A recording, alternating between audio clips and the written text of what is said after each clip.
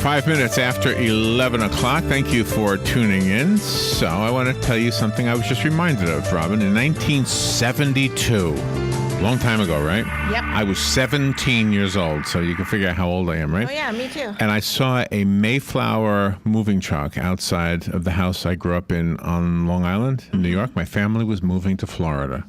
Wow. And the house was empty soon afterwards, with a lot of sweat and hard work, moving furniture out into that big truck. I seem to remember the truck driver saying he had several different people he was moving at one time. I don't know where everybody was going, but I knew we were heading down here to Florida, and pretty much have been here ever since. But when we got here, all that stuff that left the house was in the new house that my mom and dad bought down here in Florida. And I've always wondered about that whole operation, and now we get a chance to learn about it a little bit. Melissa Sullivan is on the phone. She's the Director of Marketing Communications at Mayflower.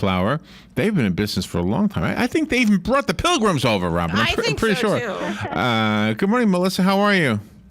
Good morning, Larry. I'm wonderful. How are you? Pretty good. Where are you right now? Where are you calling from? I am in St. Louis, Missouri. St. Louis. St. Louis is a nice town. Have you ever thought about moving to Florida? Because I know of a company I could recommend to help you. Well, I actually, Mayflower moved me to St. Louis. Where'd you move from? I moved from Reno, Nevada. From Reno? Gosh. Wow. Do you ever miss it? Do you ever miss Reno? I do miss the mountains from time to time, but, I grew up in St. Louis. I'm here with my family, and so I think we'll probably be staying put for a while. Oh, nice. So how long has Mayflower been around? Mayflower's been around for more than 80 years, moving families all across the country. Wow. And it's got that logo that's just, it's just, everybody knows Mayflower when they see it, right?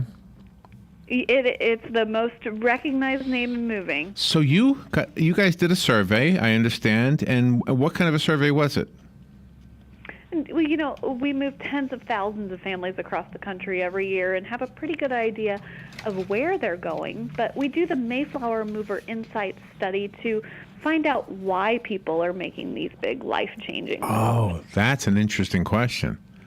And what were the answers? Well, so we found across the board, people are more willing to move and do exactly what I did, move to a place where their family is located. And we can divide it up into demographic trends. So we'll start by looking at the baby boomers. So about 40% of Americans have had friends or family members who are in that boomer generation, the over 50 crowd that moved within the last year to be closer to their kids and grandkids. As more and more families have two working parents in the household, the baby boomers feel like they're more needed in the towns where their grandkids live to help provide child care and that care network for their grandkids. Yeah, I would do that. See, I'm a baby boomer. So it's weird to call myself a baby anything, but the one thing I was disappointed in, though, I'll be honest, just to tell you my critique of Mayflower, they didn't let me ride in the back of the truck. I really wanted to ride in the back of the truck.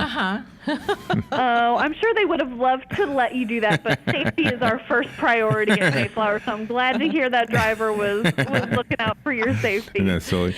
Does your survey contain anything about the ages of the people? Are there more retirees, per se, moving than younger families?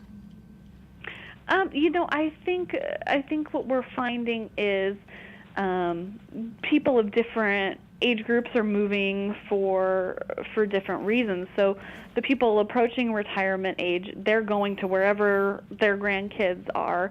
We found that the millennials, kind of the 18 to 34 crowd, they are looking to move back to their hometowns in larger numbers. Really? So if you think about it, it makes a lot of sense. When you're young and just starting your career, you don't have a family of your own, you'll go wherever the job is. And it's a new adventure. It's something exciting. And a lot of them are moving to big urban areas to start their career. But when it's time to start a family of their own, they start thinking about, well, how am I going to afford daycare, and who's going to be around to help me at 3 a.m. when when my son or daughter has a fever and I don't know what to do. and what kind of culture do I want to raise my kid in? And a lot of times they're looking to return to their hometown to have that familiarity and that family support network. And so that's what we're seeing happen with millennials. In fact, 1 in 4 millennials told us they moved back to their hometown at some point in the last 5 years. I can't remember the details about the move that I was describing. Keep in mind, that was 72. I was only 17. But did the drivers help us load? I mean, maybe you wouldn't know my own story, but I mean, typically... Are the Mayflower personnel helping to move the furniture from the house into the car? Into the truck?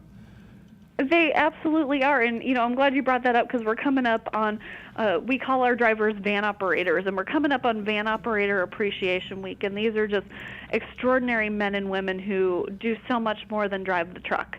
They are leading the crews and helping the crews that are moving all the belongings into the truck and into the new house.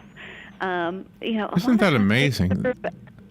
They serve as the counselors. You think about it, you move maybe once every 7 years, and moving across the country is a big life-changing event. There's a lot of different reasons for moving. Some are good, some are not so good, and so they find people in all walks of life in different situations, and they really become the counselors and the advocates for these people that are going through this life-changing situation to help them through the process. That's a very interesting observation. I mean, how many people have we helped move that simply rented a truck, and we were the muscles behind it. We were the drivers. At the end of the day, we're so worn out.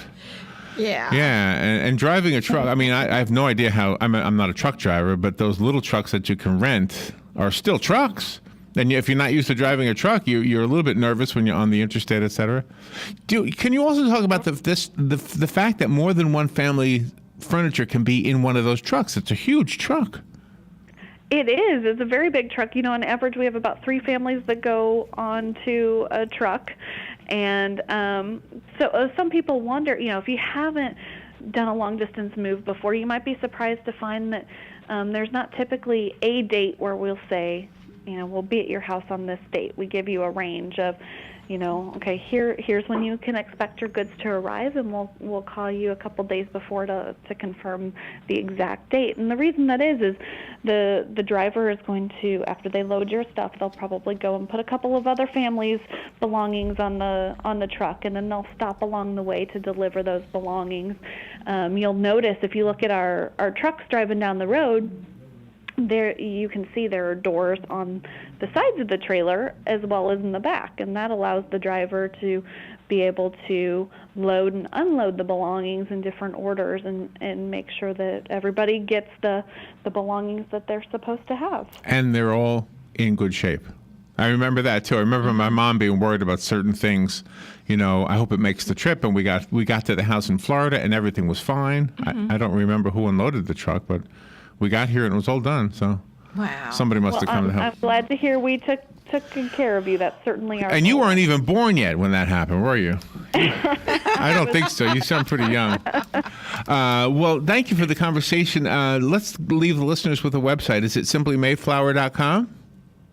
That's correct. Any moving tips that you need and more information on our Mover Insight study available at Mayflower.com. And a checklist, probably. Checklist is always important, right? Mm-hmm. Absolutely. Melissa Sullivan, you're a delight. Thank you so much for being on the air with us today. Thank you so much for having me. You're welcome. We'll be right back. The weather is brought to you by myfwc.com. Safe boating is no accident. Cloud and a couple of showers to start, then some sunshine later today with a high of 82 at the coast, 88 inland. Partly to mostly cloudy tonight, though 64 to 68. Mostly cloudy.